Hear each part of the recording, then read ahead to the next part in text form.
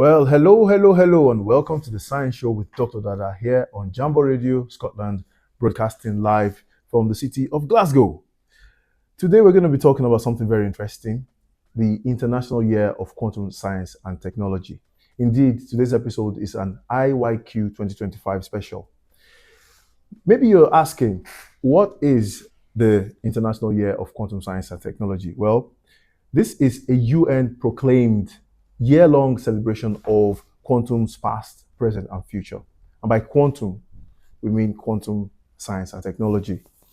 Now, who says so? Of course, it's UN backed, of course, but also the UN asked UNESCO to lead and amplify global activities, including building partnerships, widening access, and spotlighting quantum technology and science for all. That's a pretty exciting thing, isn't it? Especially for people working in the field of quantum science and technology. Now, the year officially opened in February, on the 4th of February 2025, at UNESCO headquarters in Paris. And this involved launching a worldwide program of talks, festivals, and classroom to lab events. How can you be a part of it, and how can you find information about it? Well, you can find talks, workshops, meetups. All these are running all year round at quantum2025.org. So that's quantum, no space, no dash, 2025.org. And the World Quantum Day is actually April 14. So you can mark that. And every year, that's going to be the World Quantum Day. So that's something to look forward to. You might ask yourself, well, why April 14? Well, that's something we're going to cover on another episode of the show. So there's also another one, IYQ2025 worldquantumday.org. That's another website that really focuses on this specific year, the events of this specific 2025 World Quantum Day activities. So quantum technologies, as if you've been watching this show for a while, you'll know that quantum technologies is something very, very interesting. It touches various aspects of advancements of technologies, timing and navigation, healthcare, secure communications, computing, and so on. Sensing, in various ways. So that's going to be our angle today. We'll try to bring these quantum concepts down to earth. And with us in the studio, we have two interesting guests. So we have Kang and Sanjan. It sounds like a duo. It's nice to have you, Kang and Sanjan, in the studio with us today. So Kang is Kang Tan and Sanjan Murthy, and they are two researchers, two MSc students in their research phase of their project at the University of Glasgow. And we're going to be learning what quantum means to them and where do they see it going next, how student projects translate to real-world impact. And in fact, that's going to be another slant on today's show. We're going to be talking about impact, how quantum research translates into impact. And we're going to be looking at what does impact actually mean, and so on and so forth. So we're going to have a lot to enjoy on today's episode.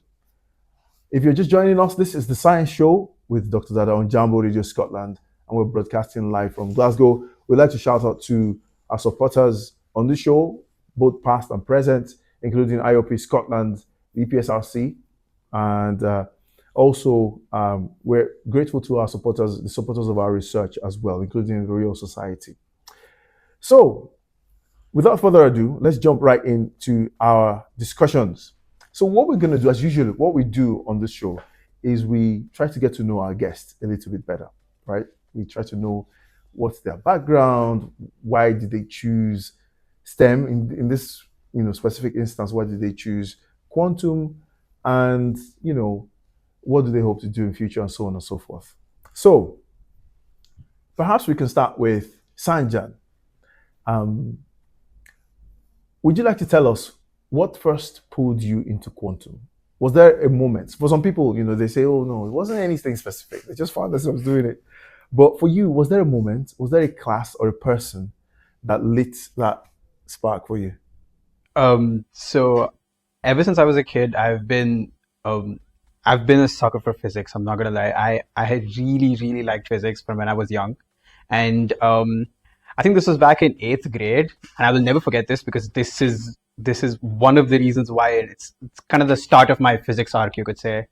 One of my closest friends, his name's Rohan, and he was the one who looked me in the eye that day, and he said, "Listen, you are going to be a scientist one day, and you are going to do something very useful for the world, and whatever field you like."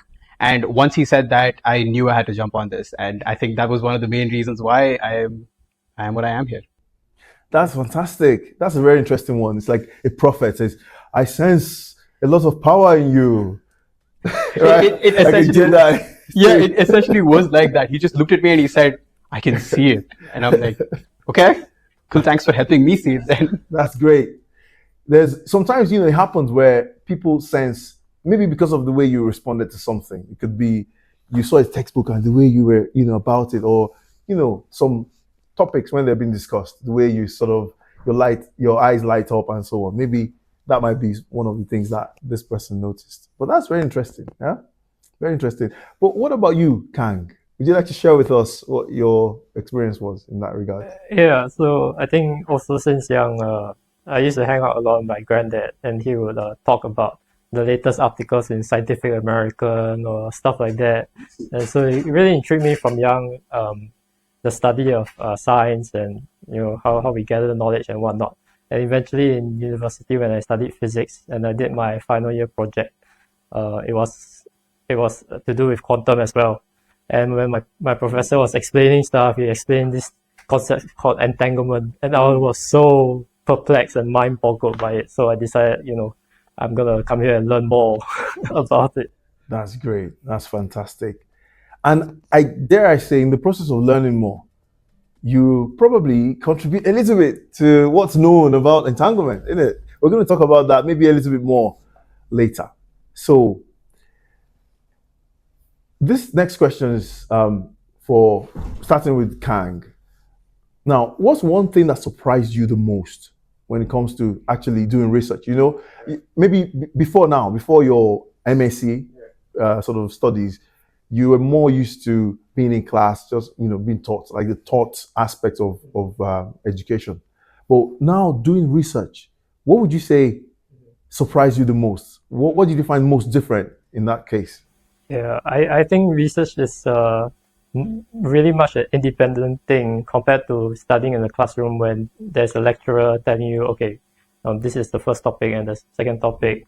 And also I realized through this research process that it's very much non-linear. So you can take 2 steps forward and then you think about something, it's like, I need to go back to that and then relearn it and do it again. So it's pretty much a non-linear process. Yeah. Yeah, it's interesting, isn't it? It's a bit exploratory as well, isn't it? Yeah, exactly. Good. What about you, Sanjan? So I have never I've never done any form of research whatsoever before. So this was a very new experience to me. My undergrad was in engineering.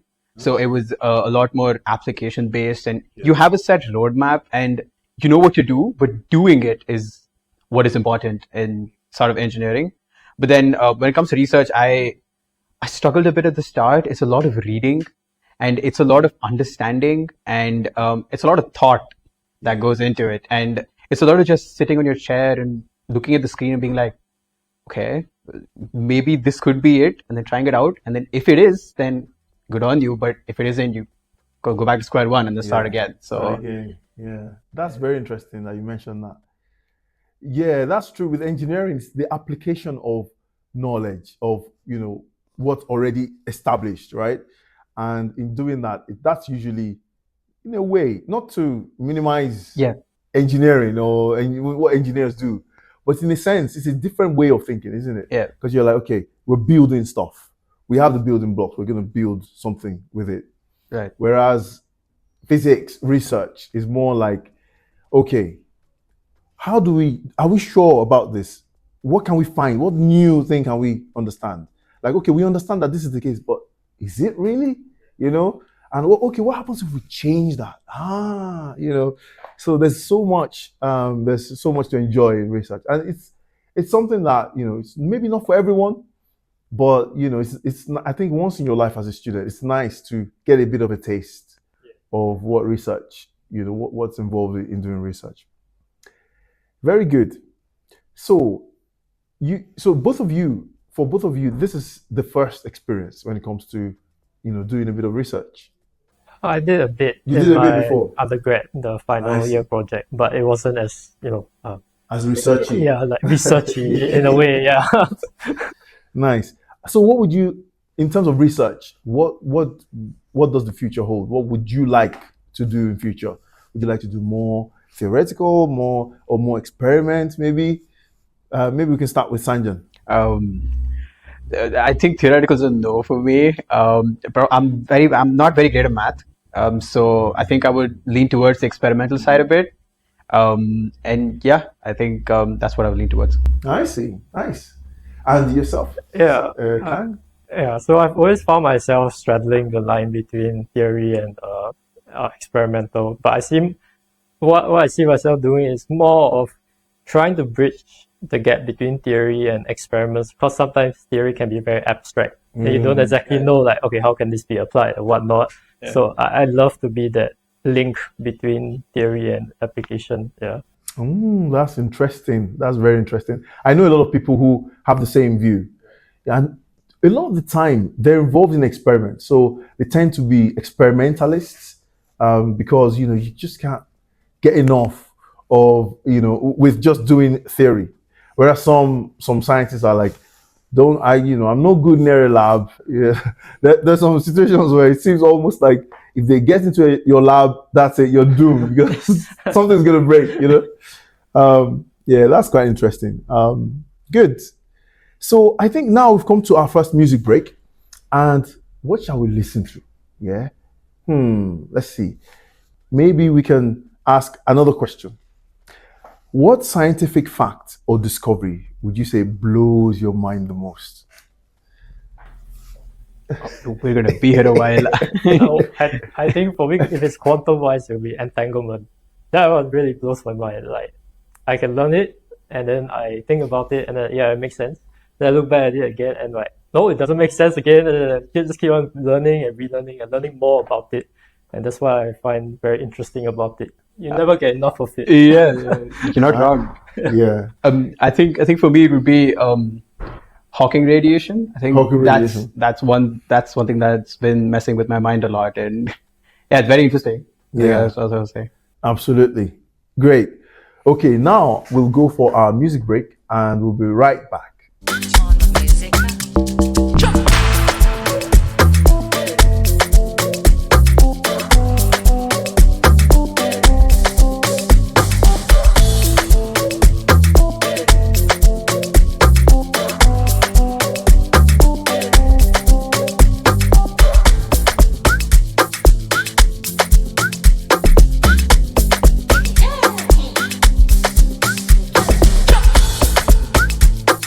This is the Science Show with Dr. Dada, broadcasting live from the city of Glasgow on Jambo Radio Scotland. And just as a reminder, please, if you're just joining us, this is a show that is very much about STEM, science, technology, engineering, and mathematics. You can listen on DAB, you can listen and watch us live on YouTube, and also at jamboradio.co.uk. We also have an app on the app stores, so you can also catch us and get the content of our show and other shows in that way as well. Great. So on today's show, we've been talking to two masters of MSc students in quantum technologies, and we've been talking about impact and also the content of quantum technology and quantum science. So we're going to just pick up that discussion with Sanjan and Kang. Now, let's talk a little bit more about the content of what you've done, right? So as students, what did you do in your, bachelor's, and what made you choose this specific MSc that you're doing at the moment? Perhaps we can start with Sanjan. Okay, so my bachelor's was in electrical and electronics. So I am mainly circuit engineer and sort of a digital design engineer, you could say. I was interested in quantum, I think ever since I joined engineering, and I mainly wanted to do a BSc first. I wanted to get into pure research on physics, but then that couldn't happen, so I picked up the next best option. I think one of the main reasons why I picked this was first for the interest of physics, because I wanted to get into the field of physics, and this seemed like the most I wouldn't say doable way, but the most reasonable way to get into it from an engineering background, because it's quantum technologies and not exactly pure physics. So I think that's one of the main motivations why I chose this course. I see. Interesting. That's nice. So for anyone listening out there and wondering, oh, I can't get into quantum, it's a bit too, I'm an engineer, I mean, I don't know. That's it. You know, you can, there's an entry point. You know, now things have matured into technologies. So, you know, you can always take the leap. What about you, Kang?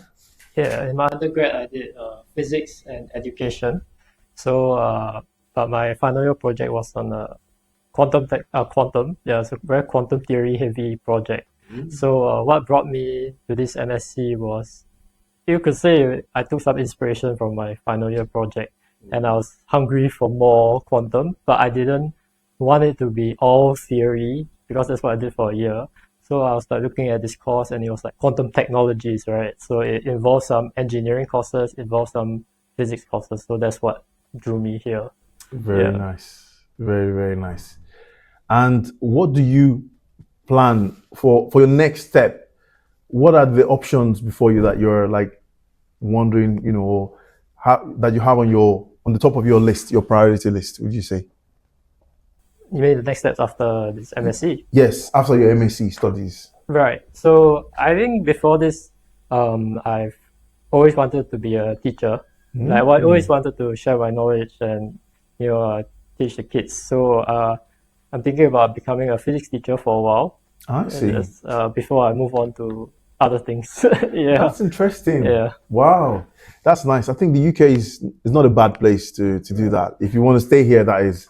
But of course, you know, maybe you have other places, you know, on your mind. But what about, did you think of teaching at the university, as in being an academic, being a lecturer? Or do you have a preference specifically for secondary school? No preference actually. I just like to interact with the kids, or anyone who loves learning or is intrigued by the subject. Yeah, and I just love interacting with kids in general. I see. Actually, it doesn't matter which age. Interesting. Good. So you might very well find yourself saying, you know what, I love research and I love teaching. I'll be an academic. Yeah, maybe. You can put the two together. Nice. So now let's talk a bit more about the science behind what you did in your undergraduate sort of project. Right. So could you give us a one-line version of your project? No jargon, right? Just very high level that we can all understand. Perhaps we can start with Sanjan. Okay,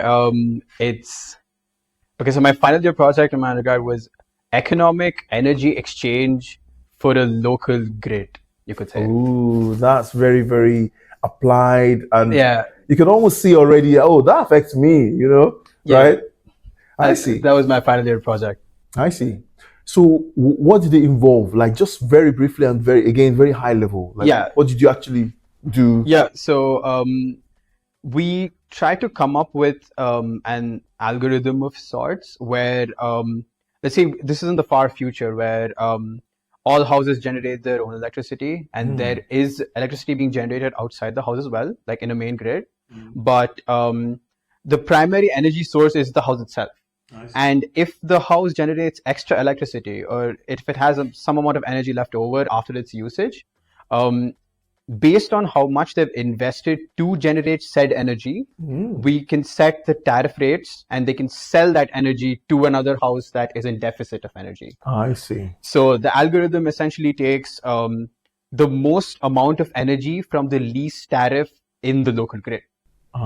So it has a lot more to it, because we considered how much they're investing, how much energy they're generating, how efficient they are with their energy usage, and how much energy they can afford to give away while having some left over for themselves, if in case they need it for an emergency. So that's the whole thing that we worked on. We made a model and everything, trying to show proof of concept with an Arduino and some LEDs and some math and some coding, and that was our final year project. And we actually won the best project award in our undergrad college. So Woo! that's pretty good. Let's get an applause for that. That's fantastic. Wow, well done. You know, as you were saying that, something came to my mind. I'm like, you know, and that illustrates the power of interdisciplinary research, right? Because what you did is something you could apply in quantum technologies as well, right? Yeah. You know, because just as in, you know, the like power engineering and related fields, in quantum engineering, you're often dealing with a resource that's very precious. And that's often entanglement, right? Yeah. So, and you know, if you have a quantum network, for the quantum network, what drives the fuel that the quantum network uses is usually entanglement. And what you do is you use it up, you create more, use it up, you create more. Right. So that concept, you could bring it directly into the quantum, like the quantum version of it, and say, okay, what was the title again? Economic something? Economic energy exchange. Energy exchange. Yeah. Economic entanglement exchange, or, you know, Yeah. resource exchange. Yeah. And to tell you, this is not, I'm actually telling you, you know, what I'm telling you is actually really, really hot at the moment. Recently, one of the news highlights was about a group who demonstrated for the first time how you can have a quantum battery, which basically involves entangled states. They are mixed states, so they're not your usual like pure states, but they're entangled states that you can use up the entanglement, but you can rewind. It's possible to rewind the entanglement in a state. Well, you can charge it up. You Yeah. can charge it. So they call it quantum battery. Ah. Okay. So it's like, it's quite interesting. So it's, I mean, maybe in another episode we'll talk more about that. But so you see, like, entanglement is a resource and it's viewed very much as in this similar way that you would view fuel or power, you know. Right. So that concept you could bring it. It would be a nice thing. So just something to think about. Yeah. Great. So what about you, Kang? Yeah, it's gonna be very theoretical, but I go did, for it. The title was Geometric Phase and Quantum Synchronization. Yeah, so it was more a theory-based project where we ran like a few small simulations, but effectively what we're trying to do is we're trying to use geometric phase as some sort of a yardstick for quantum synchronization, because we do have classical synchronization, but this is like the quantum version. Yeah.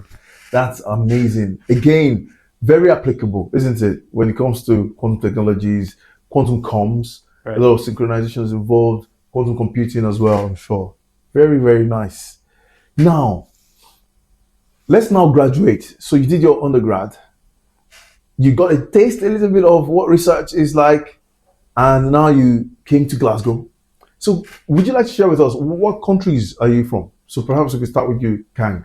Yeah, I'm from Singapore. Singapore. Did you do your undergrad in Singapore as well? Yes, I did. Ah, Yeah. nice. And Sanjan? I'm from India and I did my undergrad in India as well.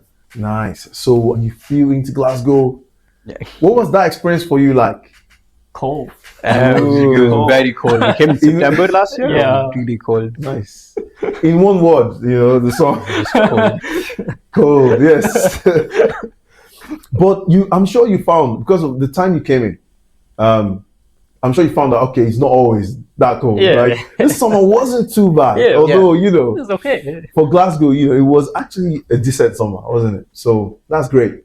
And then, could you share with our listeners what you experienced, right? Like the studies that you did, you know? Perhaps we could start with you, Sanjan. So the studies was okay. The taught courses were good. I think I didn't have a lot of courses in the first trimester, but then I think it picked up speed in the second one. Studying for it was good. There was a lot of everyday studying involved, which I wasn't used to doing in engineering. Dare I say it? I used to study one day before the exam. Can't do that here. So it was a lot of prep, just continuous prep going on, and it's quite fun. I really did enjoy the taught courses as well. Nice. Yeah, I can empathize with that. With engineering, at some level, when you get to a certain point in engineering, you're a doer. It's about doing the stuff. Like, okay, you've got a project to code or something to build. Yep. But with physics, often you find, especially when at the higher levels, you find, okay, you have to spend quite a lot of time understanding what's going on. Right. with some of the projects. Well, yeah, totally get that. What about you, Kang? Yeah. So I think in the first semester for me it was just trying to get used to the environment here. But generally the courses that were taught, I think there was like quantum theory in the first semester. Not my favorite course, but because I'm more of a applied kind of guy. Applications, Yeah. So there's another course called Sensing. No, experimental Quantum optics. Yeah, I quite enjoyed that one. It was by Dr. Dada here. Good. Yeah. Good. Hopefully you're not saying that just No, it's not. Because I really got to see like, okay, the setup. This is so why. you turn that, Yeah. and So that's an interesting course in the first semester. And then moving on to the next semester, I think we got a lot more engineering-based courses. There's this one called quantum electronic devices. Nice. So we actually learn like, okay, how does this device work? Why is it based on quantum, how it works? And I think I really enjoyed that course because there's a lot of application of the theory that we learn. Yeah. it sounds very enjoyable for sure. Interesting. Now, let's talk about what you're doing now, which is actually now adding to what's known about entanglement, or adding to what's known about how to measure entanglement, right? So, could you share with us, perhaps we can start with Sanjan, what problem you're helping to solve? Okay. So I am currently working on detecting entanglement efficiently in multipartite states and not only bipartite states. So you have, we know that the basic unit for computing in quantum computing is a qubit, and that essentially is a superposition between two states. But here we're going to be working, what I have worked with is multiple states. So you have 3, 4, 5 states, 6 states and stuff like that. So that detecting entanglement amongst all those states is what I'm working on right now. Amazing. Thank you very much. We're going to break things down a bit more later, but first let's hear Kang's side of the story. Right. So I'm doing something similar, but I'm detecting entanglement in qubits. So instead of a qubits with a B, now we have qubits with a D. So it's qubits. And what that essentially means is that instead of the state having 1 or 0, we can have like 1 or 0, 1, 2, 0, 1, 2, 3. So like higher dimensional states. And why it's interesting is because it can possibly contain more information. But instead of doing multiple qubits like Sanjan is, I'm just dealing with bipartite. So 2 qubits instead of higher dimensions. Yeah. Excellent. Thanks very much for sharing that. So now let's break it down a little bit more, right? What is entanglement? How would you describe if your small nephew comes to you and says, "Uncle, what is entanglement?" What would you say? I don't know. that would be a very clever question. Very interesting. I really don't know. I would say I'm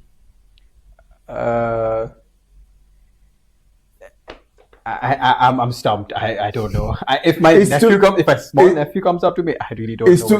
It's too high level. Sometimes it's like that. Yeah. I remember when I was in secondary school, and someone told me, "Oh, there's a student. He's really, really good. Like, he's a top student." But then he had prepared for the exam so much that the first question was really easy, and he couldn't do it. He was like, he just couldn't do it because he was like on another plane, It was too simple. He was like, no, there must be something that, like. But I think what helps is just don't overthink it, just say, okay, what is entanglement? It's almost self-explanatory, isn't it? When things are entangled, that means they're connected, right? In a way, right? So you can say, oh, entanglement. Okay, well, let's hear what Kang has. Maybe you have two particles, okay? Then entanglement is when they are sort of related in a sense, and correlated in a sense. So if my nephew or whoever is standing in one room and maybe my niece is in the other room and they each have an entangled ball or something, and maybe my nephew takes it from the box and sees like, oh, mine is black. And so if the relationship between the balls is maybe if you say anti-correlated, then once he sees it's black, like like, okay, the other one is white, kind of thing. So I guess. Yeah, that's a very, very good illustration. Perfect example of correlations. Right. And it's tough. It's really tough to explain these things at a very high level to somebody who doesn't have some background, who doesn't know some of the language or the vocabulary that you would have used. So if you wanted to describe it, Sanjan would have maybe said something like, oh, entanglement is when there is this super correlation between two qubits. But they're like, okay, you said super correlation. What's a qubit? Well, in fact, what's a correlation, Yeah. So, it's tough, isn't it? But it's nice to practice sometimes. Like, okay, how would I describe this to someone who has no clue at all about anything related to that? So I really liked what someone, I can't remember who it was, but one professor, it could have been Zeilinger.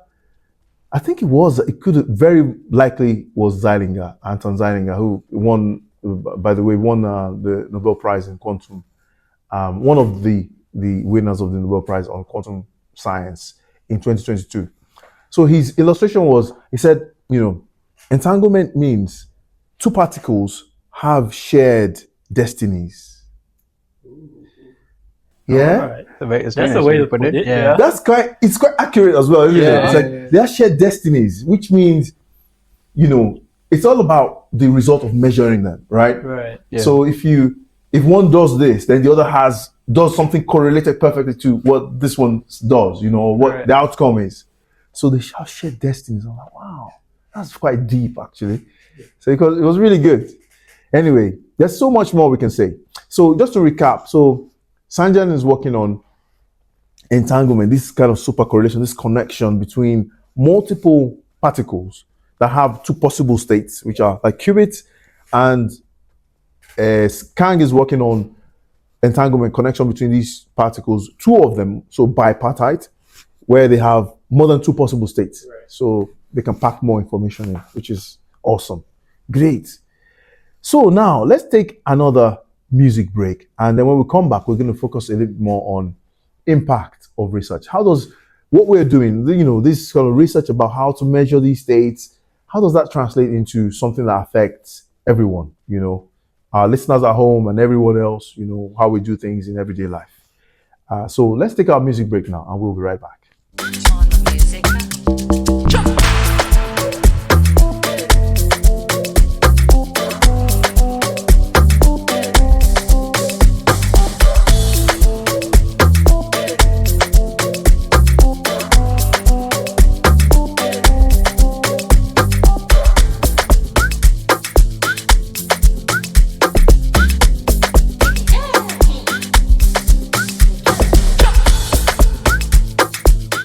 Well, welcome back. And this is the Science Show with Dr. Dada, broadcasting from the city of Glasgow on Jambo Radio Scotland. And again, we'd like to take an opportunity here to shout out to our sponsors, IOP Scotland, EPSRC, and we'd like to acknowledge also the support of the entire crew here at Jambo Radio and also the University of Glasgow as well. So yes, we've been talking about some very interesting things. Today's episode, the title has been Quantum Students. Quantum Students, that's very interesting, isn't it? Quantum Students, Real World Impact. And it's an International Year of Quantum 2025 special. So now we're going to take up our discussion. We're going to continue. In the studio, we have Sanjan and Kang, and we've been talking about, the background, the work that they've been doing and how they found themselves working in the field of quantum science and technology. But now we're going to focus more on impact and what it means. That's something you hear a lot in the world of research: impact this, impact that. And next week, in fact, there's going to be an impact festival on the 3rd of September. There's going to be what we call the IAA Impact Festival. It's sponsored by the PSRC, and it's going to bring together researchers from universities, up to 5 universities in Scotland, including the University of Glasgow, Hertford University, and so on. And they're going to come together and look at this idea of impact, how research in the lab translates to everyday, usefulness in everyday life. So that's going to be very interesting. IYQ2025 related as well. So that's going to be fun. But anyway, let's come back to discussing with Sanjan and Kang, and we're going to be talking about impact, especially from the perspective of a student. So there's no wrong answers here, guys. So we're going to ask some questions. They're going to be about you as a student. How does it feel to you? What's your perspective? How does it feel? So the first thing we're going to ask about is about the International Year of Quantum. So as students, as MSc students, what does it mean to you? And again, there's no wrong answer here. It's just, interesting to see what that perspective is. Let's start with Kang. Right. So International Year of Quantum and what it means to me. So I guess it's 100 year this year, isn't it? Yeah. Yes. Right. Yeah. So it just shows me like how far we've come within this short span of time. Yes. We start from scratch with like quantum mechanics back 100 years ago, and now we're talking about quantum communications and computers. So it feels great to be part of this community that is doing such groundbreaking work, and it feels really surreal to be on the frontier of it. Yeah. Interesting. Thanks very much for sharing that perspective with us. And Sanjan? Yeah, so I think we were having a conversation off the mic about this span of 100 years and how people were questioning whether electrons are real or not, or is the atom the way that it is 100 years ago, and then now here we are trying to dissect an atom by itself and everything. And it's crazy how far we've come, and sometimes we forget how small or how much less time 100 years is in the grand scale of humanity's existence. So I think that is what is very interesting to me, to see how in only 100 years we've come this far. I think Indeed. that's what intrigues me the most. Fantastic. That's great. Very nicely put. Well done. So yeah, it's quite interesting to see there's so much, as you rightly said, so much has happened in 100 years when it comes to our understanding of matter, light, and the ability to manipulate them. It's been amazing, phenomenal. I'd say in the last 20 years, so much happened. It was wow. A lot of these things we celebrate today about, entanglement, the experiments, the quantum computing, like what the idea of a quantum computer, a lot of that developed over the last 20 to 30 years. A lot of it developed in that period of time, and it's so impressive to see. Wow, fantastic. So anyway, now when it comes to everyday impact, when it comes to moving to impact of quantum science and technology research, what would you say is the most, what aspect of it comes to your mind when you think about impact, for people in general? So I think communication is one impact that I see becoming a very mainstream thing in the near future, I would say. I don't know if quantum computing is going to pick up as quickly as it's promised, but I think communications has a lot of potential to be picked up, because a lot of the technological groundwork for it is, I wouldn't say existing, but it's there. like we know it's there. Like for communication, you need fiber optic cables, you need lasers, and it's just a matter of making it more efficient is what I feel. And with computing, you need a whole fridge, you need supercooling, you need superconducting, you need superconductors and everything. And that calls for a materials research of its own, which I feel like is an extra effort that you're supposed to put into it. So I feel like communications was a lot more promise in terms of impact.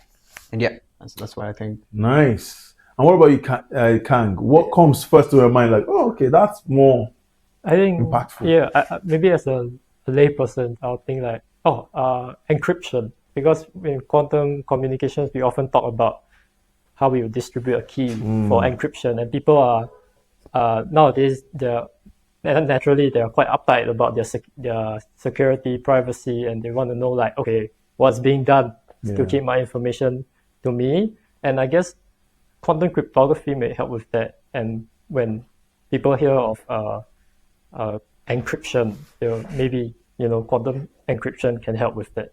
Yeah. Exactly. Yeah. That makes a lot of sense, and it's true. Most people think of quantum comms. Right. When they hear quantum. Oh, okay. So it's very true. The other aspect that comes up a lot, is coming up more and more these days, is quantum sensing, where you can say, okay, actually by using entangled photons, you can image something with, much less intense light, and you can image deeper into the tissues, and you can do more things. So a lot of that's having a lot of impact as well. Now, we've been throwing that word around quite a bit. Impact. What does it mean? Yeah.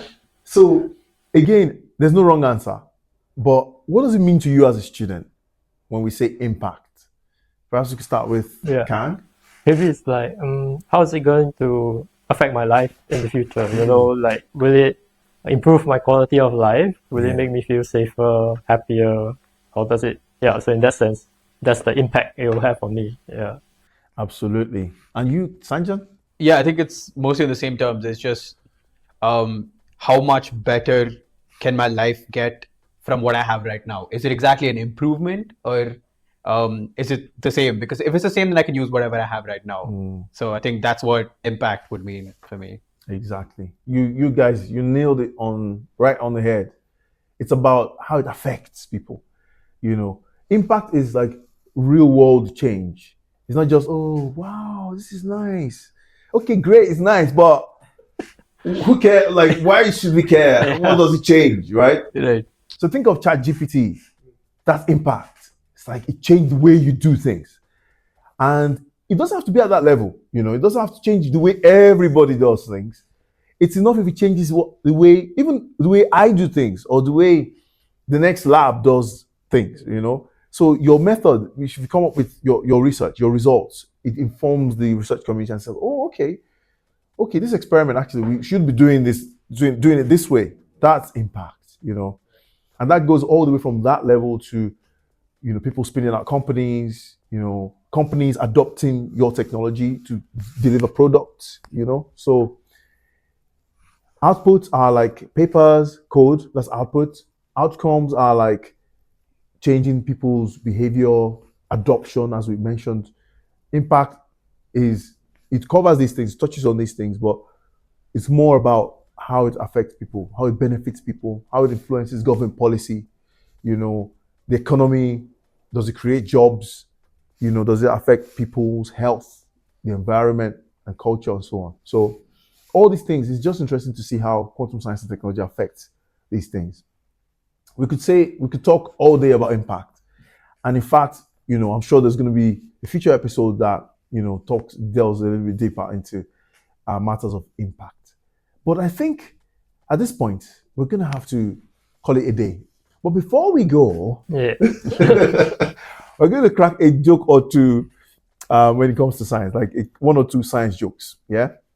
So I'm going to start, right? I'm sure you guys are going to get this one. I'm going to share one. Okay.